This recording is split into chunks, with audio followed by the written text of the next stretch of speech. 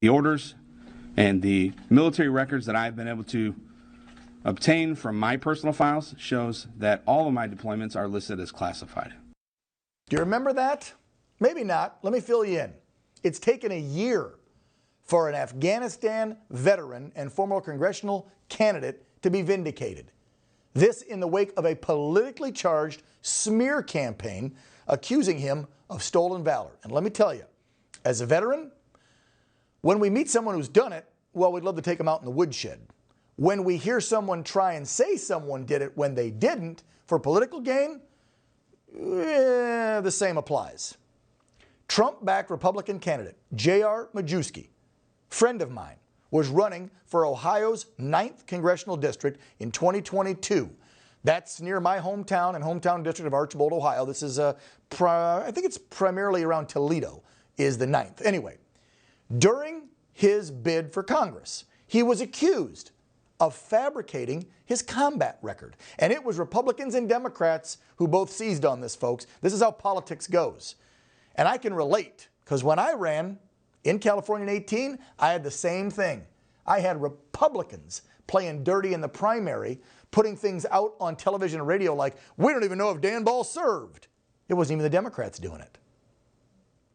The Associated Press, of course, reported on this story, reporting that Majewski had lied about completing a tour in Afghanistan in the wake of the September 11th terror attacks. As a result, the GOP and the big RNC yanked nearly $1 million in campaign advertising just ahead of the midterms that most likely would have helped Majewski beat out one of the longest-running, oldest members of Congress on the Democrat ticket, and she needs to go, trust me.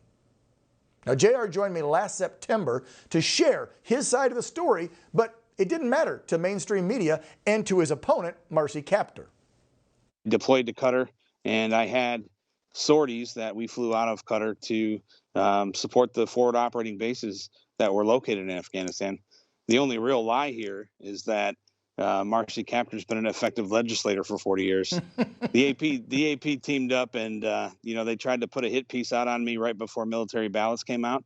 And I have some friends that are coming out for me, and I'm producing my records. And they knew that this was going to take me, 6 weeks to get my DD-249 processed. And they targeted that. If you look at the cloud drop from the AP, they had actually talked to the Air Force back in July. And they sat on this until the week that military ballots came out. Aha. Bottom line, the radical, left-wing, progressive Democrat lapdogs, right, in the mainstream media, lied. And then when the truth came out, they buried it. They didn't do like, hey, here's an update. Here's a correction to a story. Like earlier in this program, I made a correction right away. But you don't see that in mainstream media, right? They won't even say here's a correction. They'll just go update. Or if it's a story that helps anybody on the conservative, Christian, Republican, MAGA side, they won't even touch it. These are underhanded tactics. Majewski lost the race by 35,000 votes, something like that in the general. Let's fast forward to today. And the legacy media now have to eat some crow. The U.S. Air Force finally correcting this story about lies of stolen valor. Matter of fact, they pointed out the fact that, oh, by the way, he also has a Global War on Terrorism Expeditionary Medal in his records, which means he served in a forward operating combat zone in effort of that mission. And the records prove it, like he told us. And wow, is that almost 1 year ago when he was on this program, September 27th. Now it's the 25th. And to set the record even more straight, let's welcome this Air Force veteran and former GOP nominee for Ohio's 9th back on the program, my friend JR Majewski. JR, I knew you were telling the truth last year. That's why I put you on. It sucks that it took all those weeks for you to prove yourself. And then, of course, Ohio has a lot of veterans, I'm sure, in that district. Folks probably felt like if they believed the news, he's lying and maybe went the other way or just didn't vote. And it probably cost you a lot of votes. But more importantly, it cost you money that McCarthy and the good old RNC pulled because they didn't have your back. And that upsets me as well, almost as much as the underhanded lies coming from the left and the media and Marcy Kaptur's camp too. Yep, they hate what they can't control, Dan. And I've spent the better part of this entire year working with the Air Force. And like you said, September 22nd was when the hit piece came out. It's now September 25th, and guess what? By the way, I've missed the statute of limitations to file a lawsuit because I didn't have substantiating proof that I was telling the truth. It was my word against theirs. So this has all been a finely finessed hit piece against me. And I'm standing here today, regretful that it happened, but stronger to had gone through it. So we're a year past the scandal and the lies.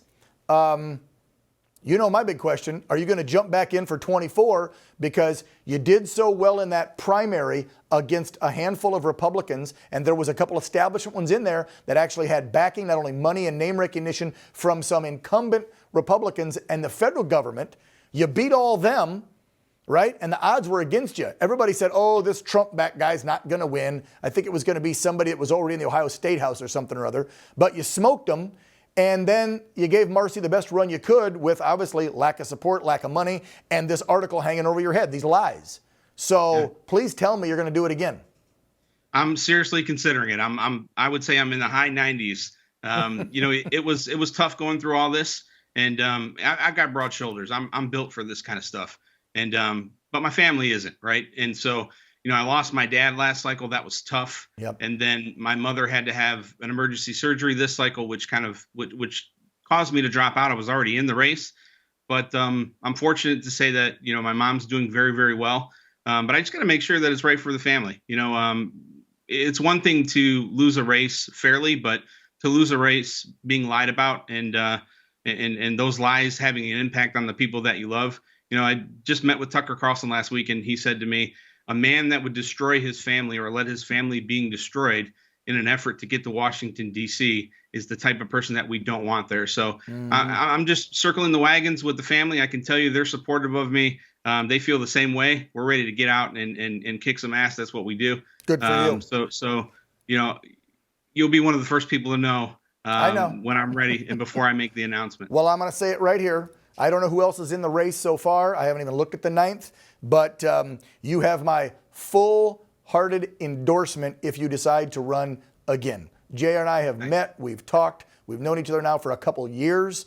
He's a Buckeye like me. He's an Air Force vet like me. He got lied about in his campaign just like I did about his military service, and I think this guy would make a great Freedom Caucus, MAGA, America First type politician in D.C., which we need more of because I'm tired of the weak-kneed, old-school GOP pansies.